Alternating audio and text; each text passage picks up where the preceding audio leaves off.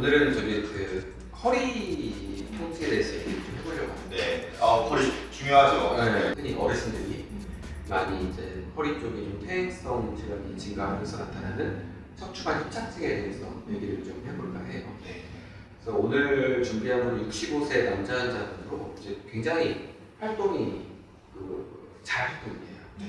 근데 어느 날부터가 갑자기 그 버스 반정거장도 못 걸어갈 정도로 이제 허리 엑스레이인데요. 네. 정렬은 굉장히 바르죠. 엑스레이만 보기에는 내 어디가 나쁘다라고 보기는 좀 힘들지만 이 밑에 쪽 이쪽과 이쪽이 이제 아무래도 젊은 사람보다는 약간 퇴행 변화가 네. 있는 소견이 보이는데 엑스레이만으로는 이 환자가 실제 어떤 상태인지 알기가 좀 힘들어요. 네. 그래서 이제 MRI를 정밀 검사를 네. 이제 해봤죠. 이게 이제 4번, 5번 사이의 그 MRI 영상인데요. 네.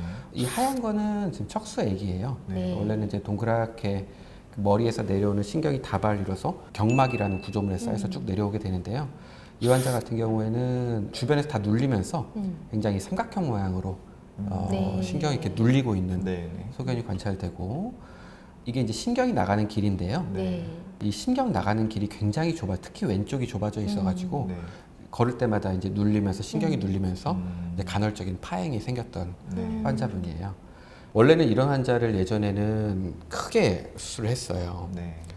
척추가 이제 분절 사이가 이렇게 움직이고 불안정성이 생기면 점점 인대가 두꺼워지면서 이 퇴행 변화가 심해질 수밖에 없다는 그 의학적인 이론을 근거로 네. 예를 들면 4번, 5번 사이에 문제가 있다 그러면은 4번, 5번 사이에 움직임을 없애는 수술을 지금까지 많이 해왔어요. 네. 그거를 이제 척추체 융합술이라고 하는데 척추 수술의 역사는 척추체 융합술의 역사라고 불릴 정도로 그런 수술을 계속 해왔었는데 뭐가 문제였냐면 수술 부위도 커질 뿐만 아니라 워낙 근육이 풍부한 분이고 혈관이 풍부한 부분이기 때문에 네. 여기 수술하다 보면은 출혈량이 엄청나죠. 그래서 수술 시간도 길어지고 수혈도 해야 되고 아주 드물게는 수술하고 나서 회복이 굉장히 느려지는 이런 네. 부작용들이 있어서 그래서 사람들 사이에서는 척추 수술을 했다가 오히려 더 병을 맞아요. 얻었다라는 네. 근데 지금은 좀 달라졌어요. 다 척추 수술을 70~80%를 내시경으로 해결해요. 어. 조그만 내시경을 할 때는 분명 한계가 있었어요. 네. 근데 요즘에는 내시경이 발달하면서 열어서 하는 것보다 더 잘 보이고 그렇게 발전하게 됐어요. 그래서 실제 내시경한 사진 한번 보여드릴게요. 네.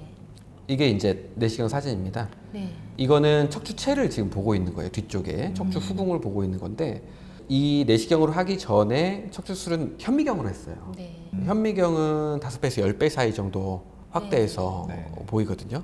내시경은 25배 확대가 돼요. 네. 그래서 훨씬 사실은 좋네요. 네. 훨씬 좋죠. 시야도 좋고. 현미경은 또 초점도 맞춰야 되고 네. 아주 미세하게 움직이면은 또 안 보이고 하기 때문에 네.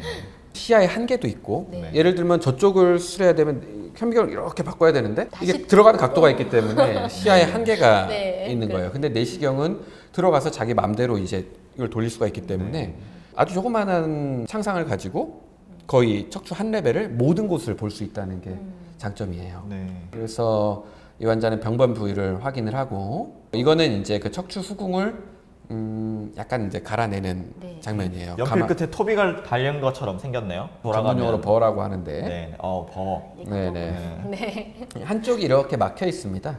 음. 그래서 굉장히 안전하게 쓸 수 네. 있는 홈날이고요. 아까 이 버로 이렇게 갈아내면 원래는 여기가 이제 후궁이 이렇게 덮여 있었는데 네.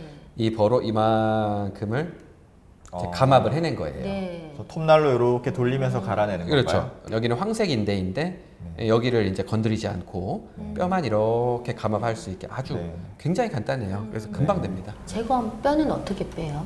이거는 이제 물을 넣으면서 수술하기 때문에 자연스럽게 네. 네. 물과 섞여서 나오게 되죠. 그러면은 이렇게 지금 이 아주 은빛으로 보이고 경막이죠, 경막. 네.